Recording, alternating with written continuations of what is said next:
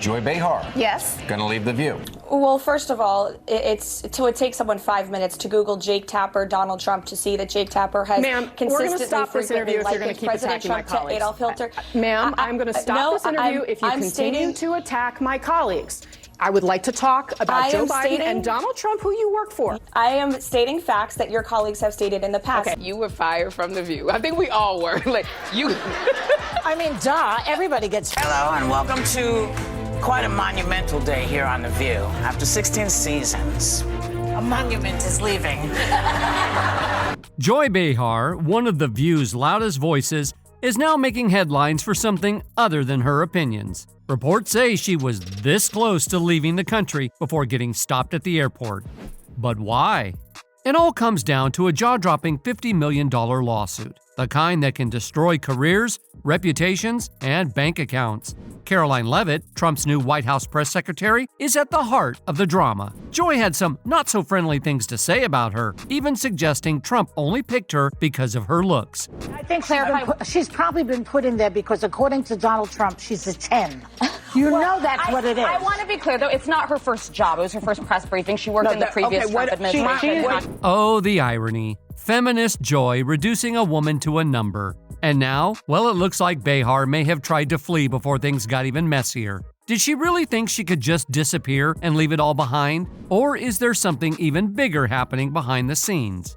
This isn't just another celebrity scandal. It's a full-blown crisis. Lawyers are scrambling, networks are panicking, and fans are left wondering, is Joy Behar's time on TV officially over? Buckle up, because this story just took a wild turn. What started as a heated exchange on The View has now spiraled into a full-blown legal disaster, one that Joy Behar apparently tried to run from. But let's rewind a little and break down exactly what happened. It all began with one comment, just one remark that lit the internet on fire. During a discussion about Karoline Leavitt, the newly appointed White House press secretary, Joy Behar, known for never holding back, decided to take a jab. But instead of questioning Leavitt's policies or experience, she went straight for the lowest blow possible, her looks. And just like that, the internet exploded.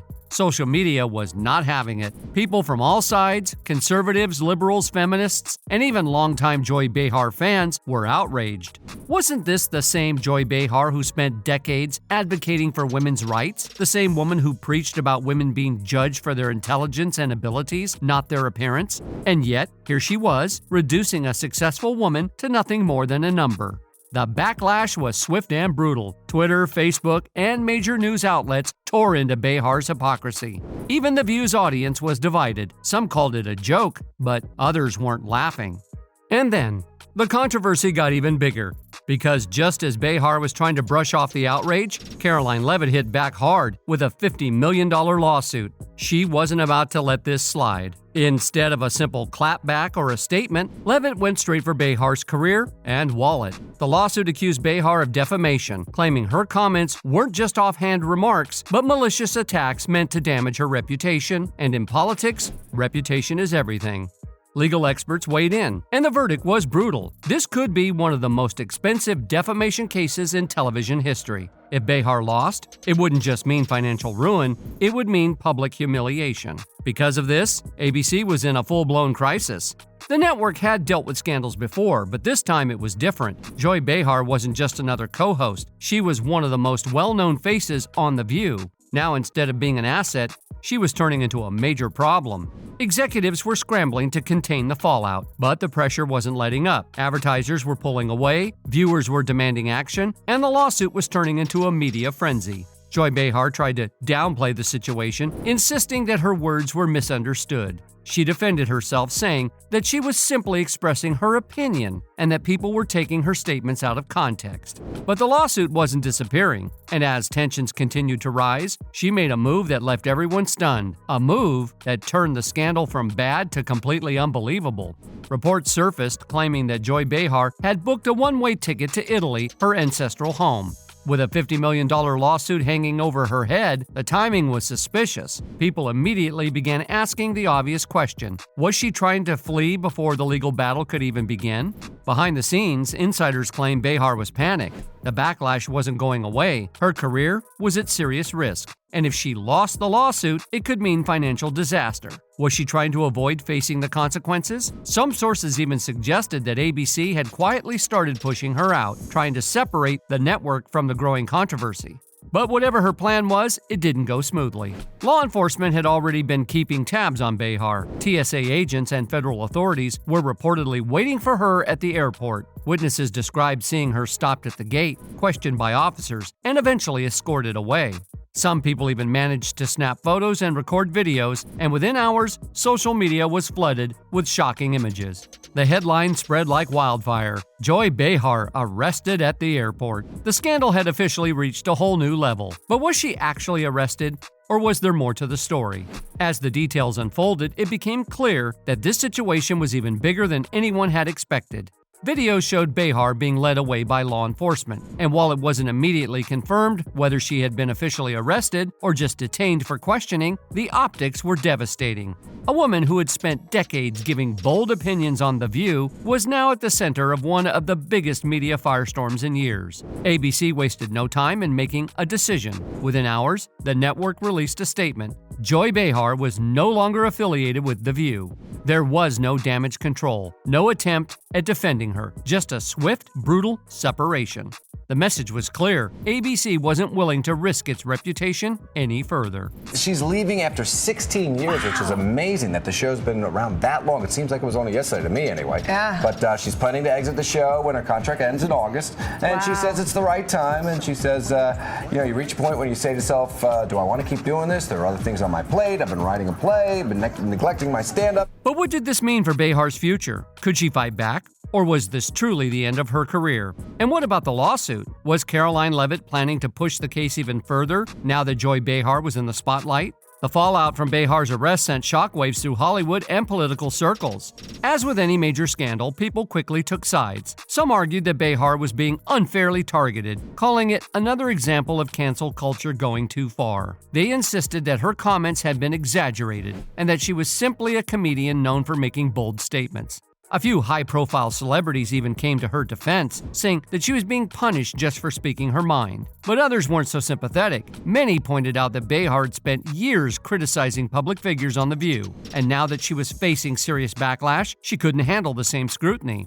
Conservative commentators in particular wasted no time in calling her out, suggesting that she was finally getting a taste of her own medicine. Some even speculated that this could be the beginning of the end for The View itself, as the show had already been struggling with declining ratings and advertiser pressure. Meanwhile, Karoline Leavitt was gaining attention in a way that no one had expected. What had started as a legal battle was now turning into a national moment for her. With her name dominating the headlines, some political analysts suggested that this scandal could actually boost her career. Whether she intended it or not, she was now being seen as someone who took on a major media figure and won. Some even speculated that this could open doors for her in both politics and media. Now, Karoline wasn't just going after Joy. Turns out, she had her sights set on all the hosts of The View, from Whoopi to Joy to Sunny. Yep, all three of them had made comments that completely contradicted their claims of supporting women. And this issue? It dated back long before Karoline even got her job. In a statement afterwards, this young lady claimed her, quote, on-air snub proves that you-know-who will not be treated fairly in the upcoming debate. Now, do you think this is going to make people doubt whether CNN can stay objective, or is this more the same of, everybody's against me, it's all rigged, I tell you? It's no secret that The View loves stirring the pot, but this time, they bit off way more than they could chew. When Karoline Leavitt stepped into the spotlight as Trump's press secretary, the Democrats wasted no time launching their attacks. But their smear campaign didn't just fail, it backfired spectacularly. What started as petty jealousy ended up exposing their own hypocrisy, leaving their reputation in shambles. And now, thanks to Karoline's fearless, no-nonsense approach, the hosts of The View are scrambling to clean up the mess they made. And trust me, the fallout is nothing short of spectacular. Take Joy Behar, for example, a self-proclaimed feminist who never misses a chance to preach about empowering women. But instead of acknowledging Karoline's accomplishments, she reduced her success to nothing more than her appearance.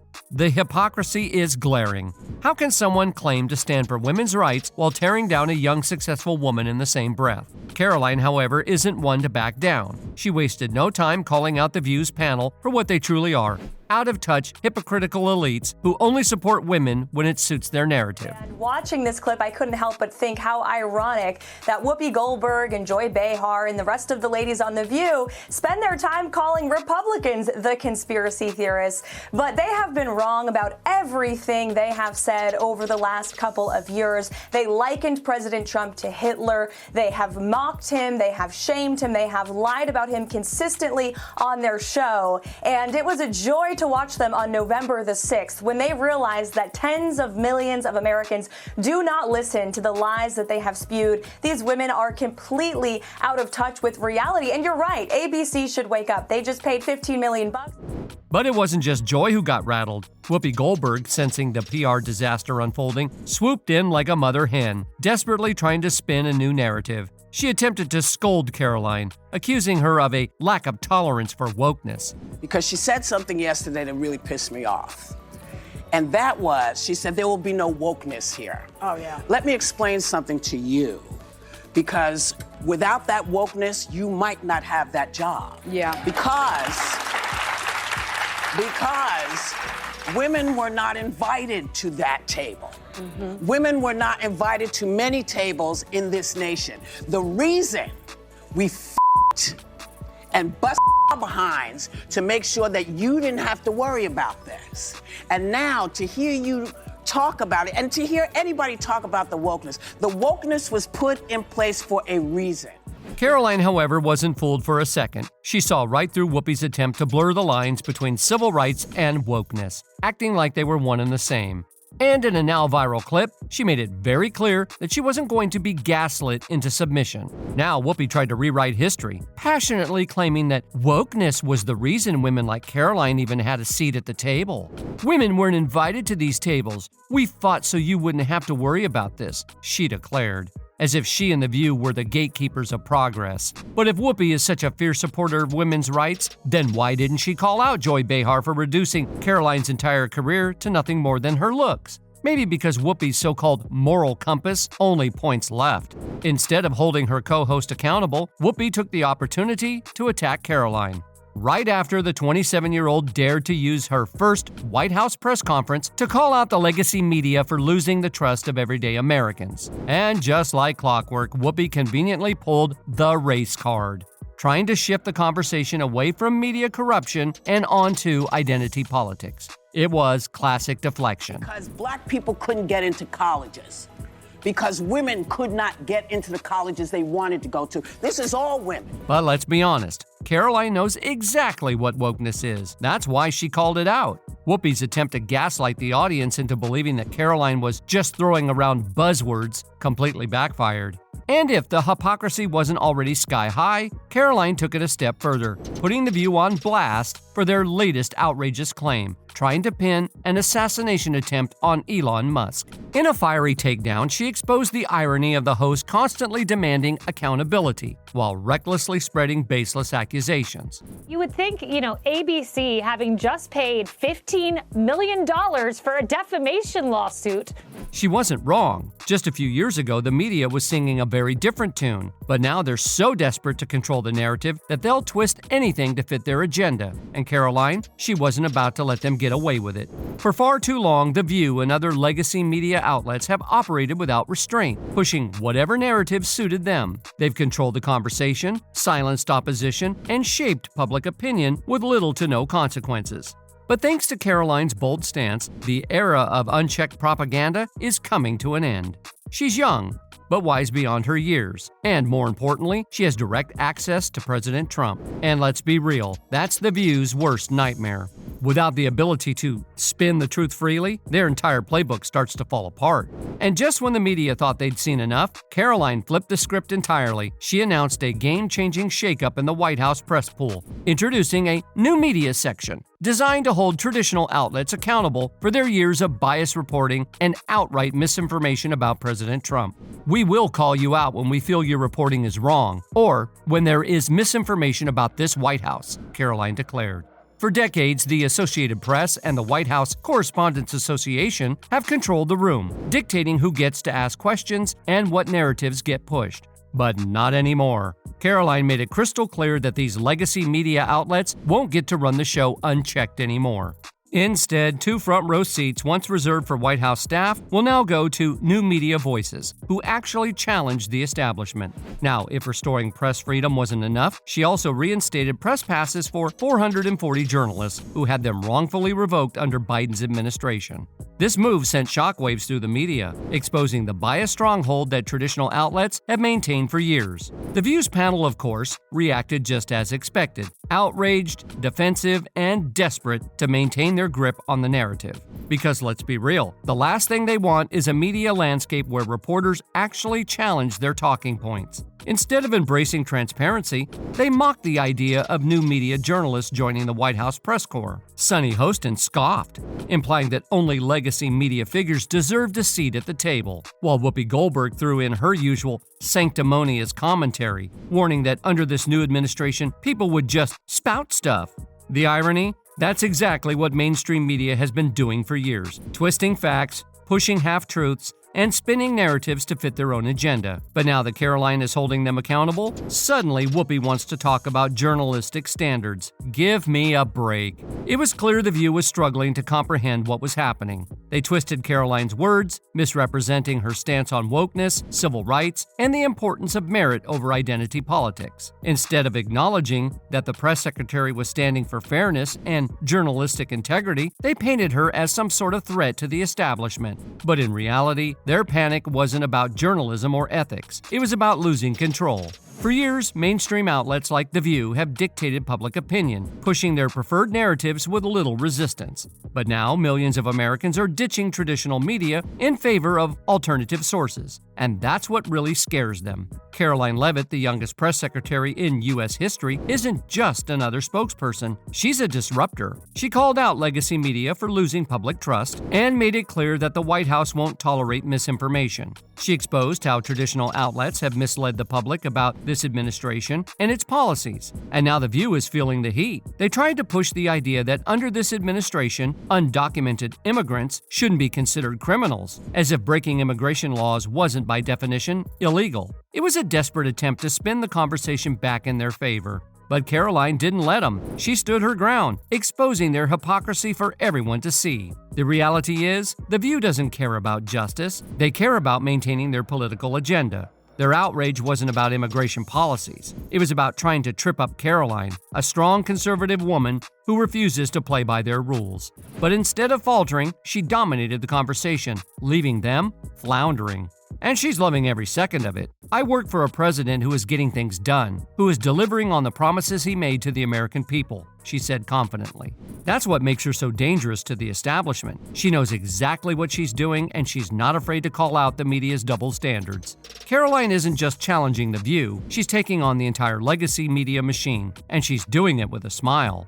She understands their tactics, their spin, their desperation to hold on to power, and she's exposing it all in real time. For years, legacy media controlled the narrative, twisting facts to fit their agenda. But now they're up against someone who won't back down, and the more they fight, the more they prove her point.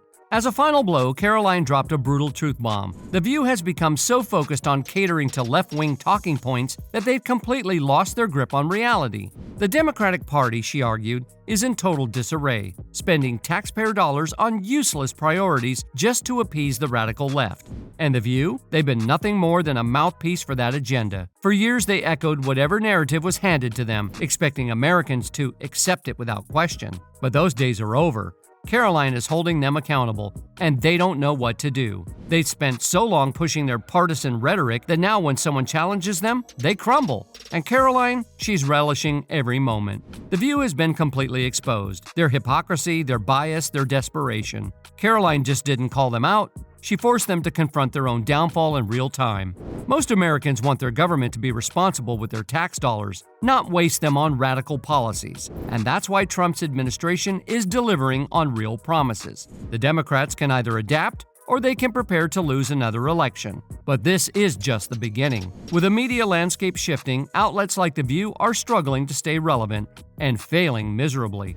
So the real question is, will The View regain their credibility after this? What about Joy Behar? Do you think she will be completely fired from The View after her arrest? Let me know in the comments. And if you want more hard-hitting breakdowns like this, don't forget to like, subscribe, and hit that notification bell. Because trust me, this fight is far from over.